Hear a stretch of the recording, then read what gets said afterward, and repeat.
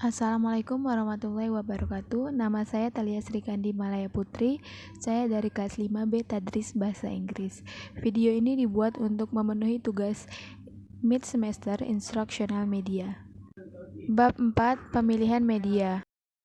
Hennig dan kawan-kawan mengajukan model perencanaan penggunaan media yang efektif yang dikenal dengan istilah ASSURE. ASSURE adalah singkatan dari Analyze Learner Characteristics, State Objective, Select or Modify Media, Utilize, Require Learner Response, and Evaluate. Model ini menyarankan 6 kegiatan utama dalam perencanaan pembelajaran. A. Menganalisa karakteristik umum kelompok sasaran. Apakah mereka siswa sekolah lanjutan atau perguruan tinggi, anggota organisasi pemuda, perusahaan, usia, jenis kelamin, latar belakang budaya dan sosial ekonomi, serta menganalisa karakteristik khusus mereka yang meliputi antara lain pengetahuan, keterampilan, dan sikap awal mereka. S. Menyatakan atau merumuskan tujuan pembelajaran, yaitu perilaku atau kemampuan baru apa yang diharapkan siswa miliki dan kuasai setelah proses belajar mengajar selesai. S. Memilih, memodifikasi, atau merancang dan mengembangkan materi dan media yang tepat. Apabila materi dan media pembelajaran yang telah tersedia akan dapat mencapai tujuan, materi dan media itu sebaiknya digunakan untuk menghemat waktu, tenaga, dan biaya. Di samping itu, perlu pula diperhatikan apakah materi dan media itu akan mampu membangkitkan minat siswa, memiliki ketepatan informasi, memiliki kualitas yang baik, memberikan kesempatan bagi siswa untuk berpartisipasi, telah terbukti efektif jika pernah diuji cobakan. U. Menggunakan materi dan media. Setelah memilih materi dan media yang tepat, diperlukan persiapan bagaimana dan berapa banyak waktu yang diperlukan untuk menggunakannya. R. Meminta tanggapan dari siswa. Guru sebaiknya mendorong siswa untuk memberikan respons dan umpan balik mengenai keefektifan proses belajar mengajar. E. Mengevaluasi proses belajar. Tujuan utama evaluasi di sini adalah untuk mengetahui tingkat pencapaian siswa mengenai tujuan pembelajaran, keefektifan media, pendekatan, dan guru itu sendiri. Hal yang harus diperhatikan dalam pemilihan media. A. Kemampuan mengakomodasikan penyajian stimulus yang tepat, visual dan atau audio.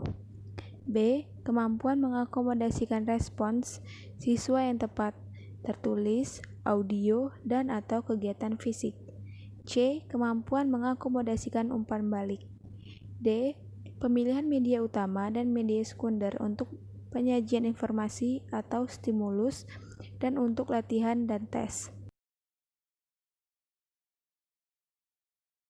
Selanjutnya, prinsip psikologi yang harus diperhatikan dalam pemilihan dan penggunaan media. 1. Motivasi. Harus ada kebutuhan, minat, atau keinginan untuk belajar dari pihak siswa sebelum meminta perhatiannya untuk mengerjakan tugas dan latihan. 2. Perbedaan individual. Siswa belajar dengan cara dan tingkat kecepatan yang berbeda-beda. Faktor-faktor seperti kemampuan inteligensi, tingkat pendidikan, kepribadian, dan gaya belajar mempengaruhi kemampuan dan kesiapan siswa untuk belajar. Tingkat kecepatan penyajian informasi melalui media harus berdasarkan pada tingkat pemahaman. Ketiga, tujuan pembelajaran.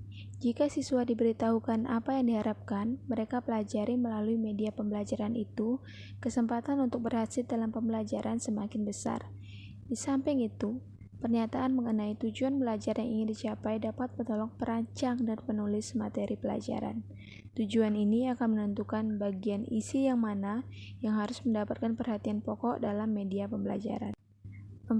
Organisasi isi. Pembelajaran akan lebih mudah jika isi dan prosedur atau keterampilan fisik yang akan dipelajari diatur dan diorganisasikan ke dalam urutan-urutan yang bermakna. 5. Persiapan sebelum belajar. Siswa sebaiknya telah menguasai secara baik pelajaran dasar atau memiliki pengalaman yang diperlukan secara memadai yang mungkin merupakan persyaratan untuk penggunaan media dengan sukses. 6. Emosi. Pembelajaran yang melibatkan emosi dan perasaan pribadi, serta kecakapan amat berpengaruh dan bertahan.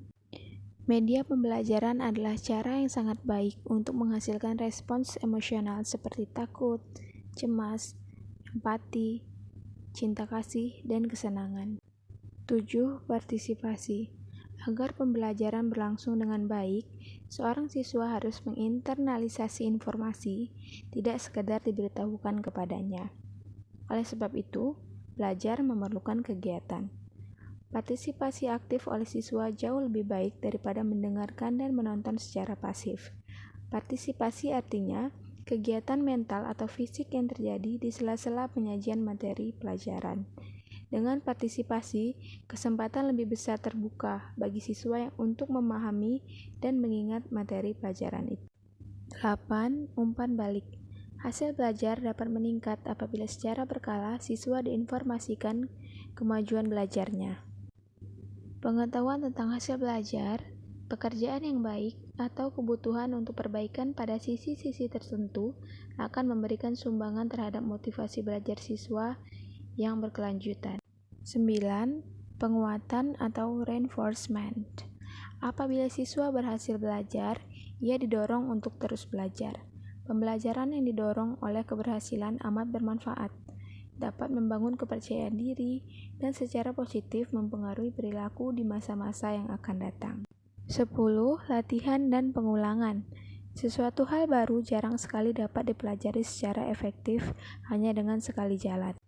Agar suatu pengetahuan atau keterampilan dapat menjadi bagian kompetensi atau kecakapan intelektual seseorang, haruslah pengetahuan atau keterampilan itu sering diulangi dan dilatih dalam berbagai konteks.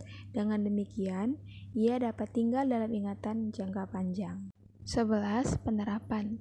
Hasil belajar yang diinginkan adalah meningkatkan kemampuan seseorang untuk menerapkan atau mentransfer hasil belajar pada masalah atau situasi baru. Tanpa dapat melakukan ini, pemahaman sempurna belum dapat dikatakan dikuasai. Siswa mesti telah pernah dibantu untuk mengenali atau menemukan generalisasi, konsep, prinsip, atau kaidah yang berkaitan dengan tugas. Selanjutnya, kriteria pemilihan. Kriteria pemilihan media bersumber dari konsep bahwa media merupakan bagian dari sistem instruksional secara keseluruhan. 1. Sesuai dengan tujuan yang ingin dicapai. Media dipilih berdasarkan tujuan instruksional yang telah ditetapkan, yang secara umum mengacu kepada salah satu atau gabungan dari 2 atau 3 ranah kognitif, afektif, dan psikomotor. Tujuan ini dapat digambarkan dalam bentuk tugas yang harus dikerjakan atau dipertunjukkan oleh siswa, seperti menghafal, melakukan kegiatan yang melibatkan kegiatan fisik, atau pemakaian prinsip-prinsip seperti sebab dan akibat. Melakukan tugas yang melibatkan pemahaman, konsep-konsep atau hubungan-hubungan perubahan, dan mengerjakan tugas-tugas yang melibatkan pemikiran pada tingkat lebih tinggi. Kedua, tepat untuk mendukung isi pelajaran yang sifatnya fakta, konsep, prinsip, atau generalisasi. Media yang berbeda, misalnya film dan grafik, memerlukan simbol dan kode yang berbeda, dan oleh karena itu memerlukan proses dan keterampilan mental yang berbeda untuk memahaminya. 3. Praktis, luas, dan bertahan. Jika tidak tersedia waktu, dana, dan atau sumber daya lainnya untuk memproduksi, tidak perlu dipaksakan. Media yang mahal dan memakan waktu lama untuk memproduksinya bukanlah jaminan sebagai media yang terbaik. Keempat, guru terampil menggunakannya. Ini merupakan salah satu kriteria utama. Apapun media itu, guru harus mampu menggunakannya dalam proses pembelajaran. Nilai dan manfaat media amat ditentukan oleh guru yang menggunakannya. Proyektor transparansi atau OPH, proyektor yang slide dan film, komputer, dan peralatan canggih lainnya tidak akan mempunyai arti apa-apa jika guru belum dapat menggunakannya dalam proses pembelajaran sebagai upaya mempertinggi mutu dan hasil belajar. 5. Pengelompokan sasaran. Media yang efektif untuk kelompok besar belum tentu sama efektifnya jika digunakan pada kelompok kecil atau perorangan. Ada media yang tepat untuk jenis kelompok besar, kelompok sedang, kelompok kecil, dan perorangan. Selanjutnya, mutu teknis. Pengembangan visual baik gambar maupun fotograf harus memenuhi persyaratan teknis tertentu.